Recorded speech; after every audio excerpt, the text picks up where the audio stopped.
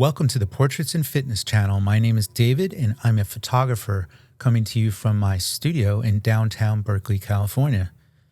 This is my 12th weekly update since embarking on the carnivore way of eating in early May.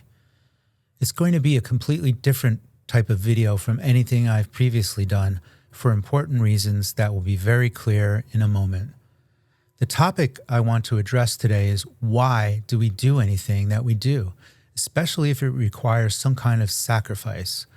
Are we doing this to live longer or to live better and be more of who we can be? So in a way, it's kind of a question of pursuing longevity versus living. I'm going to touch on this question by telling you about an extraordinary person named Shane.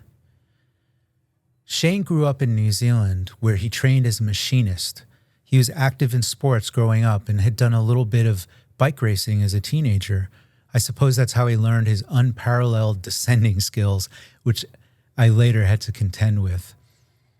But his boldness was innate, and his adventurous spirit couldn't contain him in the quiet city of Auckland. So he traveled in Europe, charmed quite a few young ladies, made lots of friends, and worked as a bike courier, remember those? While living in London.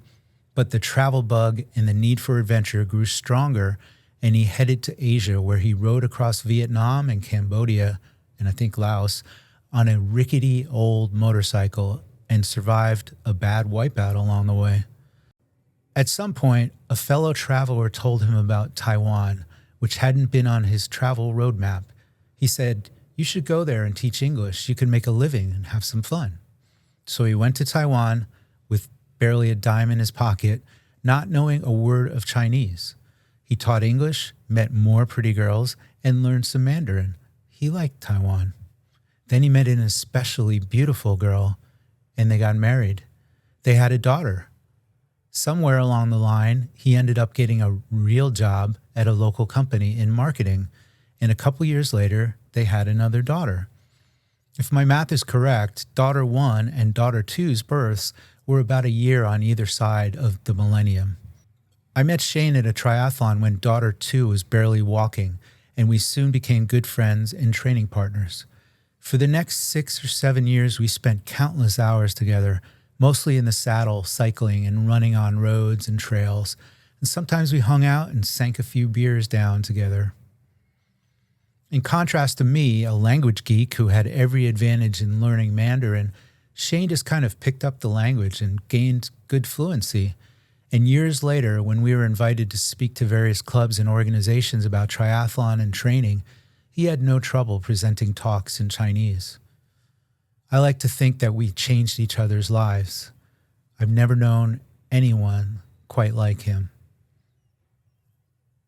The best way to describe Shane is adventurous, fun-loving, inquisitive, determined, and great dad can't be summed up in a single word. Shane and I had shared some absolutely crazy times in the pursuit of excellence, pushing each other to our potential and our limits.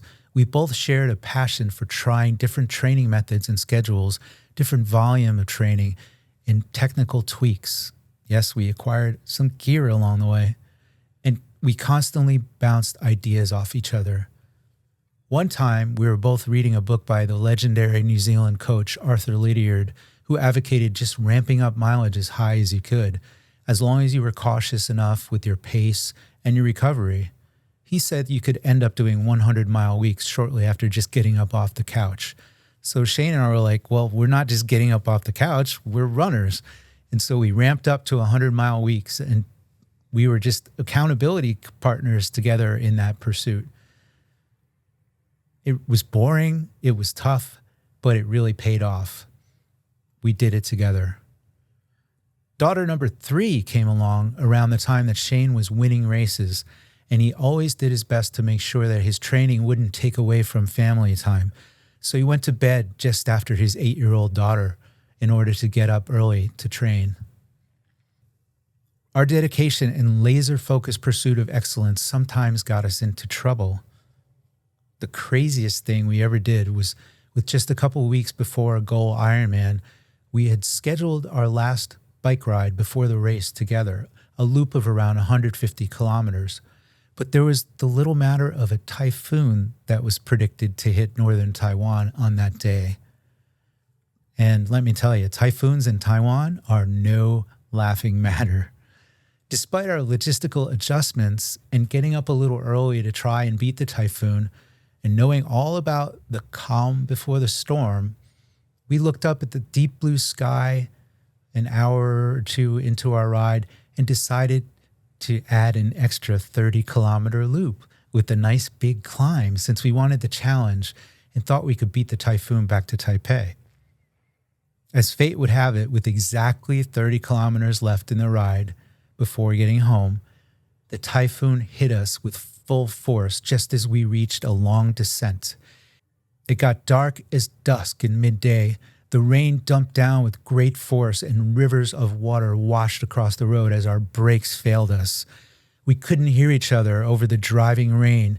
Visibility was down to almost nothing, and no driver in a car on the road with us would ever expect to encounter two cyclists on skinny tires with their brakes failing.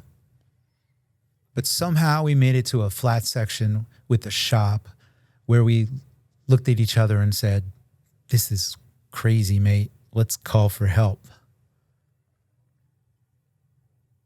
Getting ourselves into that situation and surviving it together remains one of my most cherished memories, in spite of the potential serious danger we put ourselves through.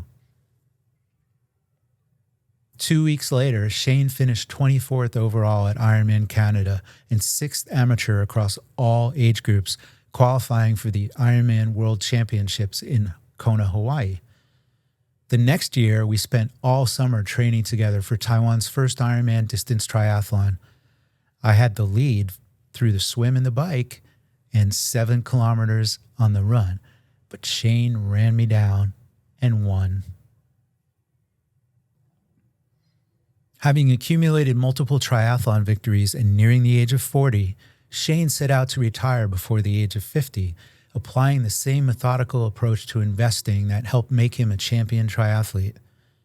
He ended up probably retiring closer to 45, having invested really wisely in purchasing multiple properties in the Auckland, New Zealand area.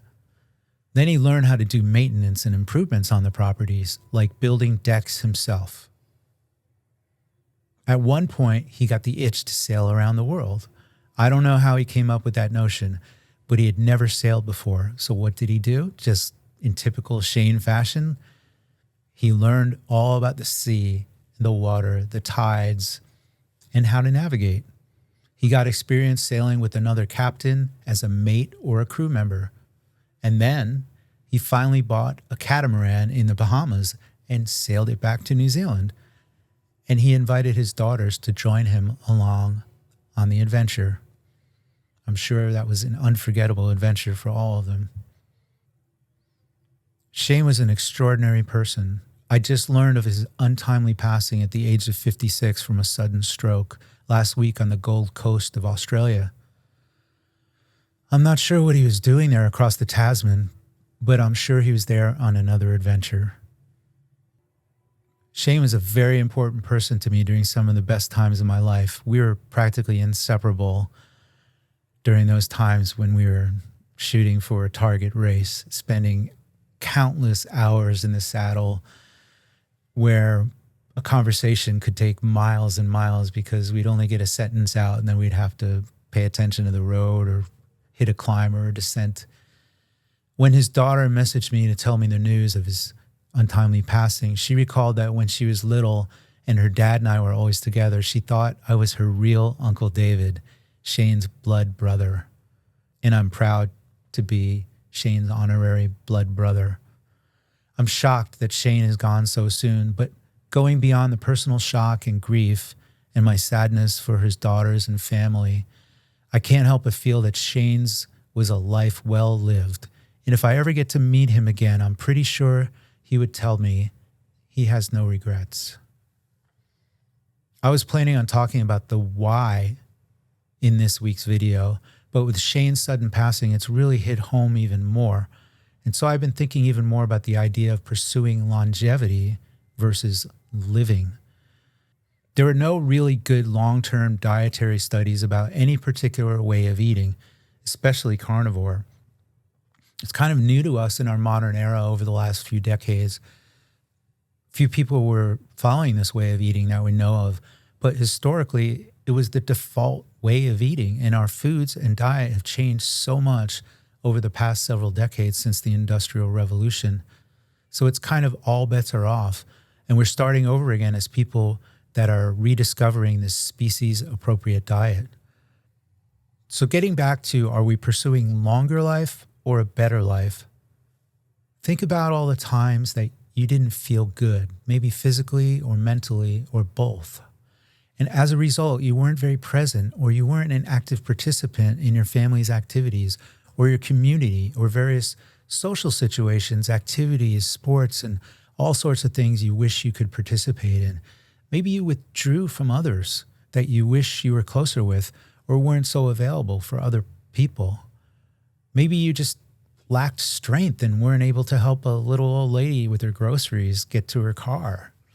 Or maybe your pain or lack of energy kept you from showing people or telling them how much they meant to you and even how much you love them because you couldn't get past your own pain, fatigue, or malaise.